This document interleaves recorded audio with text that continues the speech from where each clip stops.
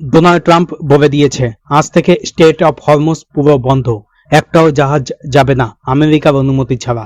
America তার নৌসেনা ইরানের চারিদিকে লাগিয়ে দিয়েছে, কিন্তু সামনে এবার চলে এসেছে চায়না।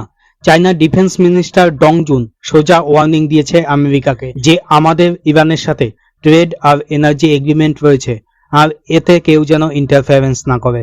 আমেরিকাকে খোলা চ্যালেঞ্জ। চায়না বলছে, হরমুজ তো আমাদের জন্য খোলা থাকবে, আর আপনি ওটা বন্ধ করতে পারেন না। কেন এমনটা? আসলে চায়নার ডিপেন্ডেন্সি অনেক বেশি, মোটামুটি 40% অয়েল, 30% গ্যাস চায়না এই হরমুজ প্রণালী দিয়ে নিয়ে আসে। তো অন্যদিকে ডোনাল্ড ট্রাম্প ব্লকেজ তো অ্যানাউন্স করে দিয়েছে আর বলছে ইরানের পোর্টের দিকে যাওয়া প্রত্যেক জাহাজকে বাধা দেব, আর এটি শুধু চায়না না, সব দেশের উপর লাগু হবে। কিন্তু চায়না তো চায়না। আমেরিকার চোখে ধুলো দিয়ে তাদের একটি জাহাজ বের করে নিয়ে গেছে। আমেরিকাও ওই জাহাজকে ফোর্সফুলি স্টপ করতে পারেনি।